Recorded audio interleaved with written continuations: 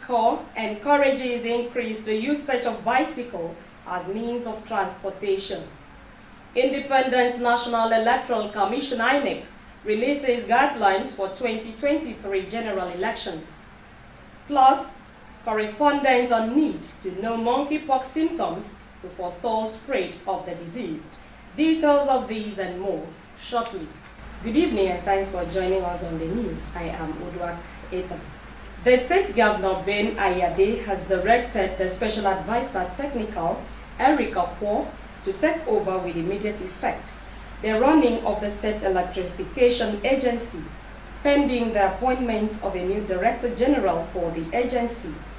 A statement by the Special Advisor Media and Publicity to the Governor, Nta, says Governor Ayade is to immediately restore street lights in Calabar, the state capital, as well as Ogoja and Obudu. Former Lagos State Governor and APC presidential aspirant Nta Tinubu says the All Progressives Congress owes Nigeria commitment, unity and vision to transform the country. The presidential aspirant stated this during his visit to another APC presidential aspirant and Cross River State Governor Ben Ayade in Calabar, ahead of the party's special presidential convention next week. Paul Ebel completes the report. Jagaban, as he is popularly called, Senator Ahmed Tinubu is catching on the opportunity of the few days to the presidential primaries to garner support from state delegates. The presidential aspirant describes Governor Ayade as a viable heartbeat of the economic opportunity of the country. The commitment, unity, and the vision to transform Nigeria. We must have that unity. We must work together for the economic development of our nation. Governor Ayade, who commended Tinubu for being insensitive to religion, party and class affiliations, stressed that Nigeria is in dire need of change to positively transform the abundant natural resources. That we can together, even though both having an aspiration for the same office, fly on the same plane, sit on the same chair, talk about our common interest, which is this country. I believe that as the odds begin to crystallize, it will become clear who is likely to pick the tickets. I believe that this country requires beyond just politics. This is the time for us to be selfless and focus on this country. My fear is that if Nigeria continues on this pedestal, I'm sure in the next 8 years we won't have this one Nigeria called one.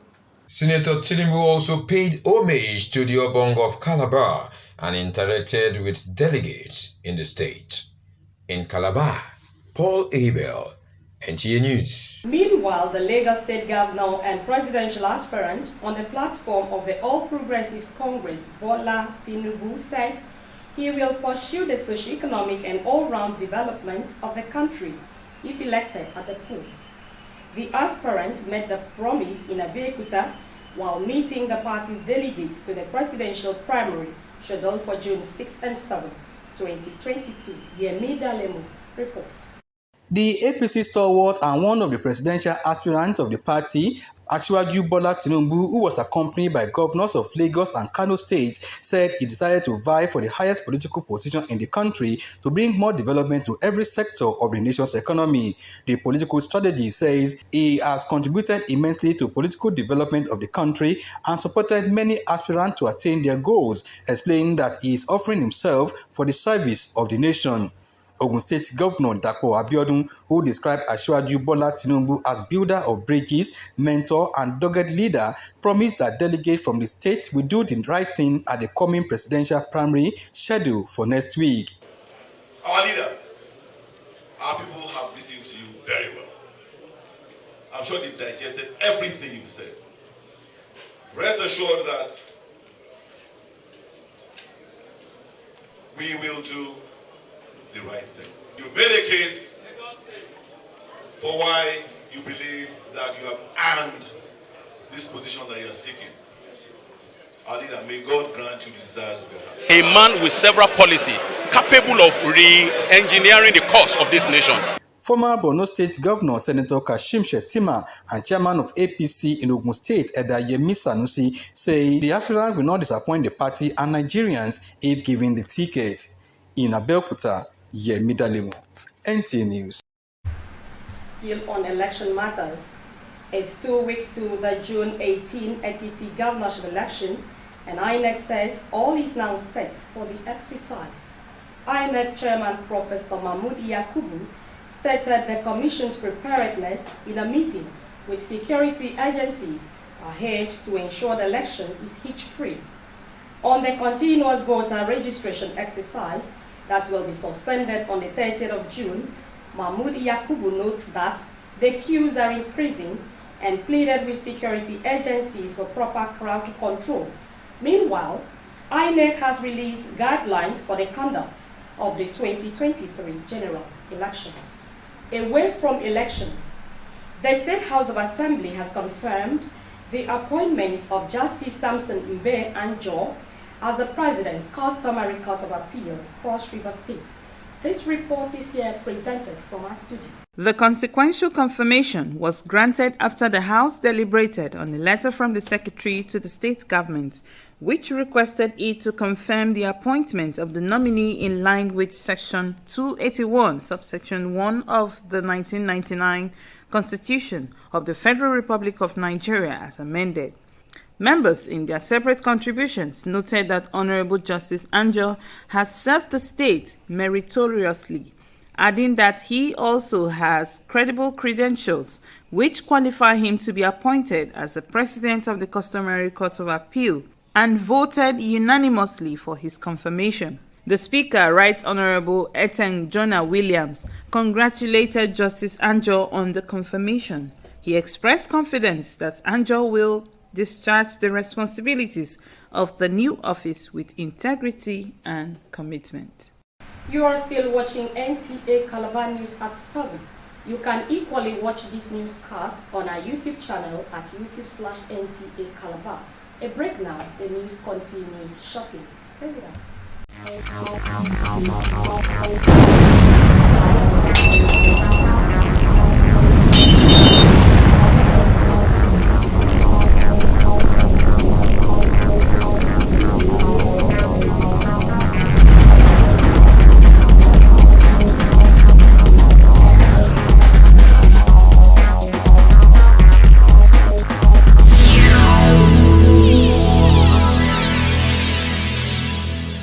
Welcome back and thanks for being there.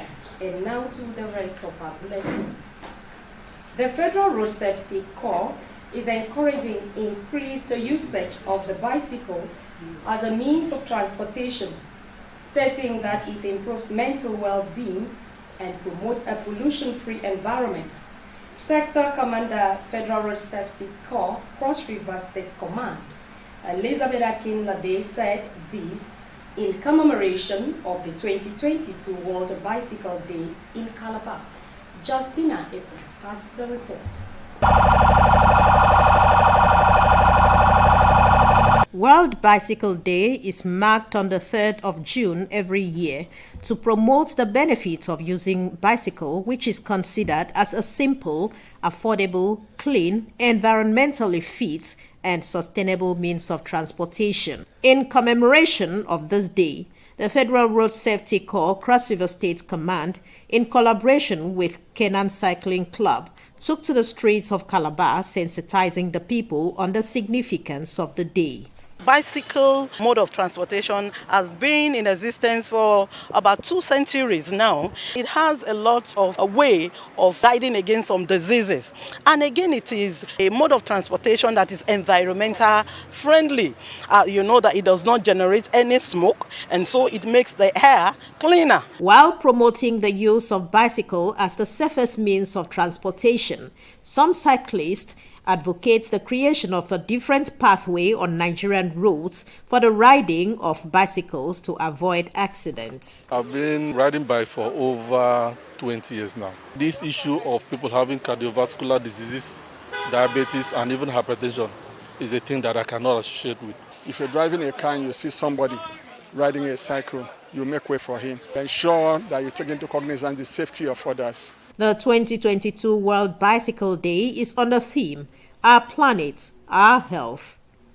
In Calabar, Justina Etam, NTA News. And now to health matters.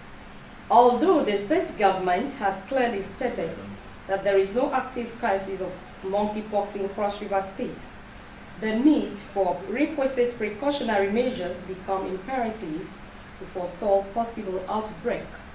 In this report, Maureen Liu Ajong attempts to bring people to speed with what they need to know about monkeypox, as ignorance of its symptoms could pose a serious health challenge. The reports. I know that mostly it comes with a kind of skin disease that comes out from the body. I think I've heard of symptoms like coughing. Skin rash is one of the symptoms too. That's all I know for now. Actually, yes, I think it's true coughing and the rest with some heat rashes on the body. Not really, because I've not really come across it. So I don't really have an idea on it. Initially, I thought it was maybe coming in contact with a monkey, but that's just my idea. I've not researched on it, so I don't know. This Vox Pop shows the level of awareness or ignorance of a cross-section of Nigerians about monkeypox. However, research shows that monkeypox is a viral disease that occurs mostly in Central and Western Africa, and it is called monkeypox because it was first identified in laboratory monkeys. As monkeypox continues to spread, health experts, including World Health Organization, have cautioned against risk factors associated with the virus, stating that close contact with monkeypox patients is the most significant risk factor. This, therefore, underscores the importance of knowing the symptoms of monkeypox, like unusual rash, sudden onset of fever, and swelling of lymph nodes. So we need to learn to store our food properly and get our food covered so that some of these rodents don't get to feed on our food.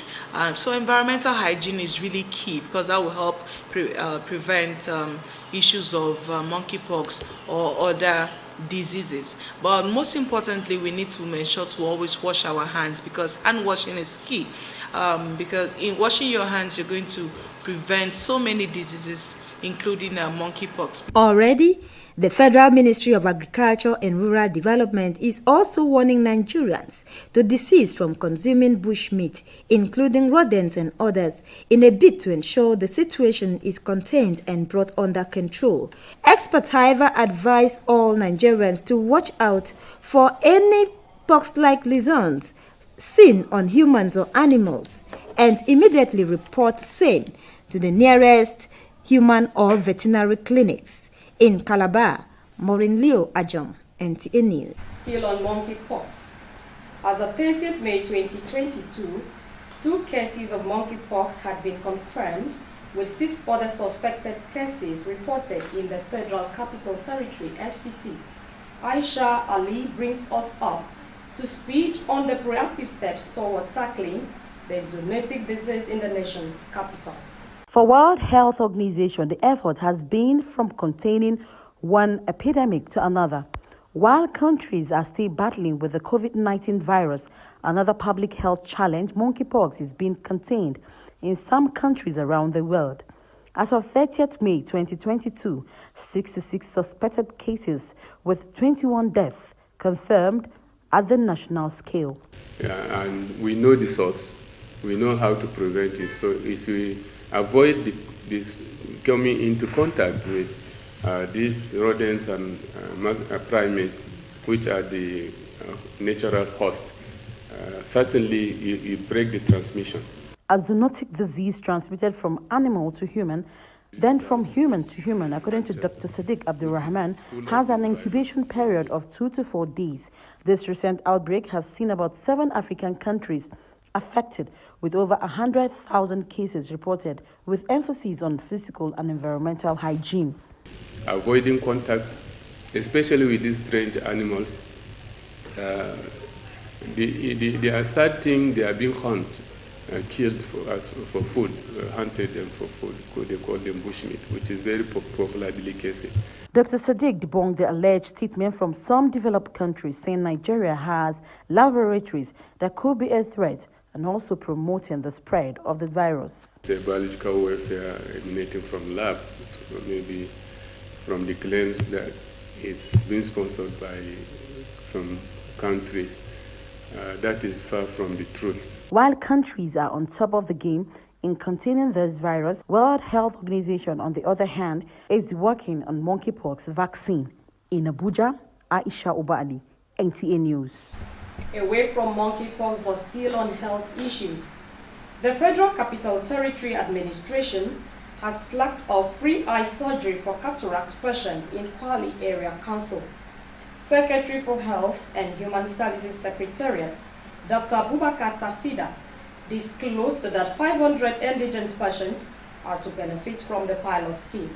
Onoze Yakubu tells us more.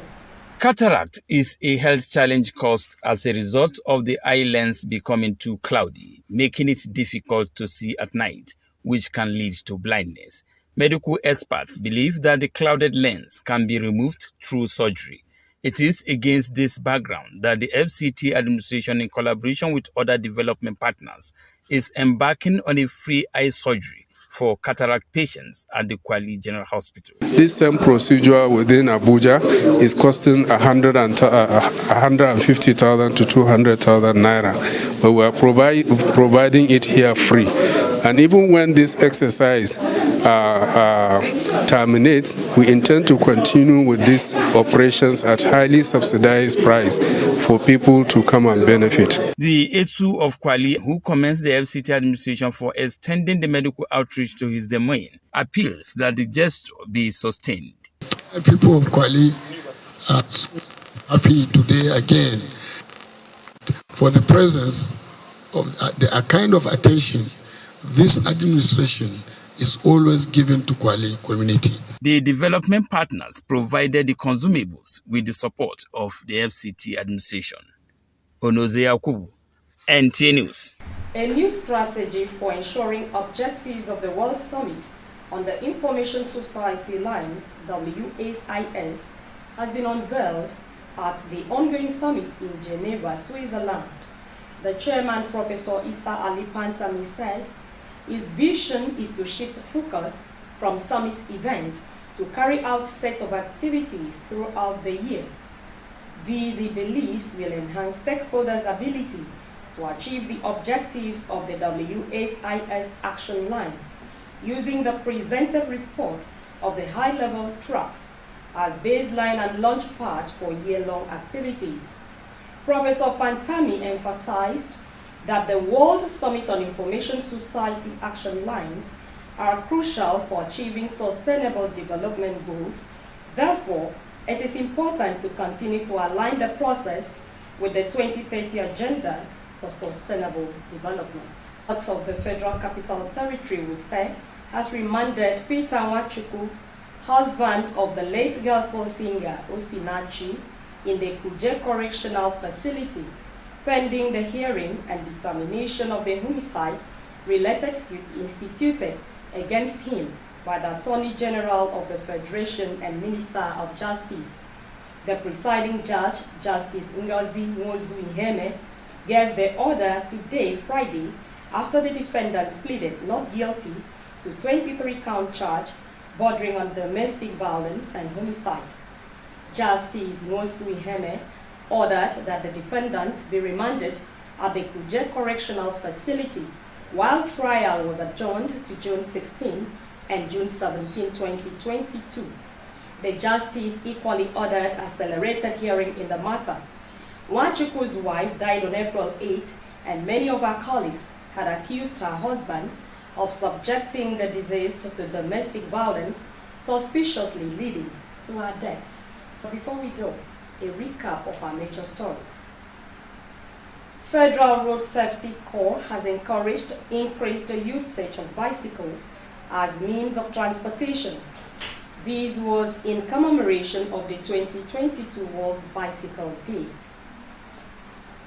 Independent National Electoral Commission (INEC) has released guidelines for 2023 general elections. It was also in the news that the need for requisite precautionary measures to forestall possible outbreak of monkeypox in Cross River State was stressed, as correspondents brought hints on what people need to know about the disease. That is it on our news tonight. Thanks for watching and do have a lovely weekend. Good night.